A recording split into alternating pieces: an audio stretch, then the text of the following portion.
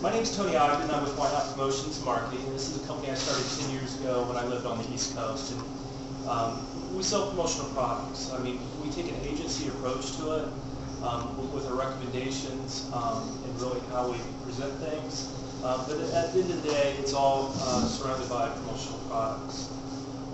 Prior to that, I'd worked for a .com company that's one of the leaders in promotional products. And then prior to that, I worked for the largest promotional products company. It was a $1 billion company out on the East Coast. And they did a lot of high-end premiums. We worked with Marlboro Gear, Pepsi Stuff, continuity type programs. And then we also, myself and another guy launched a corporate division, and that was selling to Fidelity, Blue Cross Blue Shield, companies like that, more on the corporate with that. And then in addition to that, we also did a lot of private label type of stuff. So we worked with retailer type clients, Tommy Hilfiger, Fila, just to name a few. But those were stuff that we do, private label for like t-shirts and stuff that we split at the retail level. Our target clients really, I love working with startups. And startups are great because usually the budgets are a little bit bigger because they have to build the brand. Also too, from a creativity-wise, they're usually a little bit more open in their ways. And obviously, if they're VC backed, that's even an added bonus there. So startups are great for us. And then also target clients for like medium-sized companies. And that's kind of been a sweet spot, and it's because I think with medium-sized companies, when you do the little things for them, as we're about appreciation, they actually appreciate it. A lot of the larger companies almost expect it. So, for us, that's kind of been that.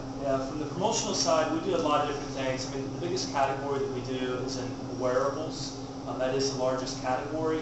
But I just want to kind of give you, the thing that we try to do is our creativity-wise. And I'll talk about a couple different things that we do for clients here. One of the items that we did, this is a compressed t-shirt in the shape of a video game. So one of our clients is Midway, a video game company.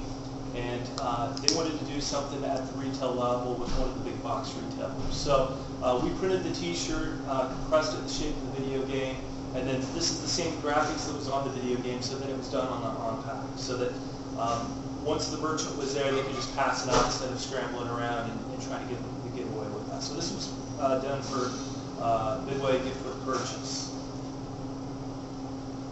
This is just a little mini, etch-a-sketch. This was kind of fun. We did this one for Kone, which is one of the top escalator elevators companies in the world. And kind of the same thing. They came to us just looking for something fun and creative that they could use out of the box. So I thought that one was just kind of a fun little gadget that we did. And then this particular guy here is a custom plush piece that we did for the Maine Red Balls, which is an NBA development league that's in their second year. And this particular one's kind of a funny one because we started working with them from the very beginning. They just had the team for the last couple of years. So they had their mascot, but to produce this, we had to send sketches overseas. They sent us mock-ups, we'd go back and forth. So this is a piece that we did overseas for the Maine Red Balls, NBA development. One of the things, just in promotional products in general, people were always talking about how do you measure the effectiveness of a promotional product. And I spent this money. Well, it's two parts. One, I think that a lot of times it's hard to put a dollar amount on it if it's usually being used for a theme.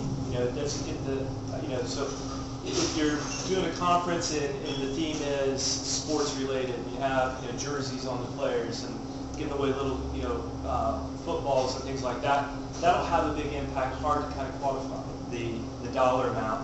One of the things that we use in the industry is it's about impressions. So it's the number of impressions are calculated by multiplying the number of times an item is used by the number of people that see an item. So really that goes by, like, there's just certain products that you give away that people are going to use more often. So an example like a t-shirt, I give away a t-shirt, they really like it. I'm lucky if they wear that once a week, right? If I give somebody a watch, and they like the watch, there's a good chance it could be on every day.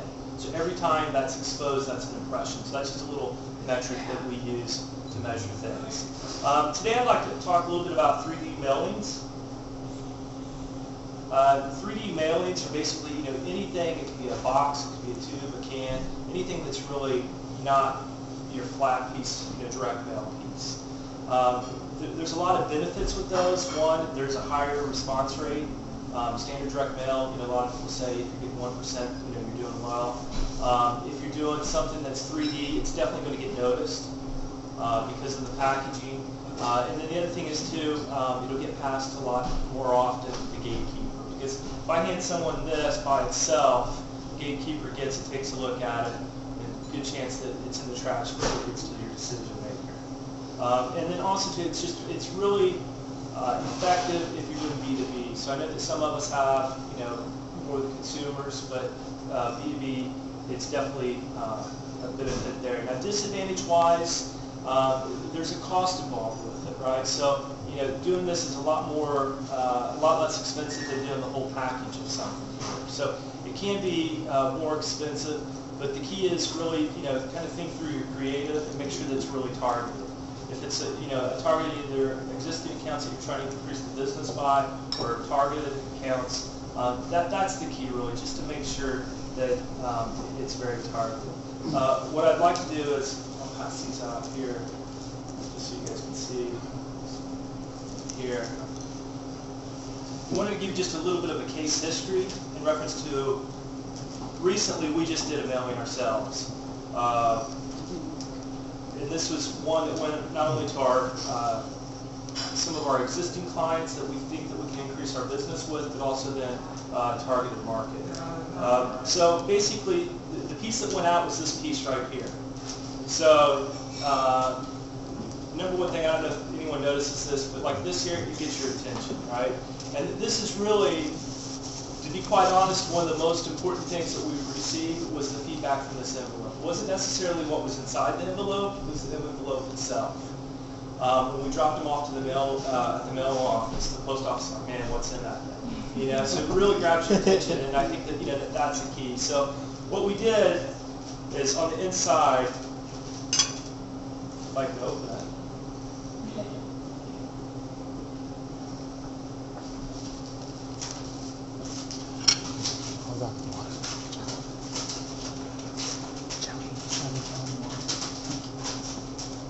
We had a couple things in. So one, the card itself, and then we had just a little VIP koozie. So there's a couple things behind this. One, the reason why we did the card is because within the last 6 months or so, we've really changed the focus of our company in reference to really tying in social media. We've changed our website over to more of a blog, and then also with our Facebook fan page. So we really want to make sure that we're communicating that to our clients. One of the things I think that's important, if you look at this card, a couple of things that we did with it that's really important. One, it's always important to have a specific call to action when you do a direct mail piece of any sort.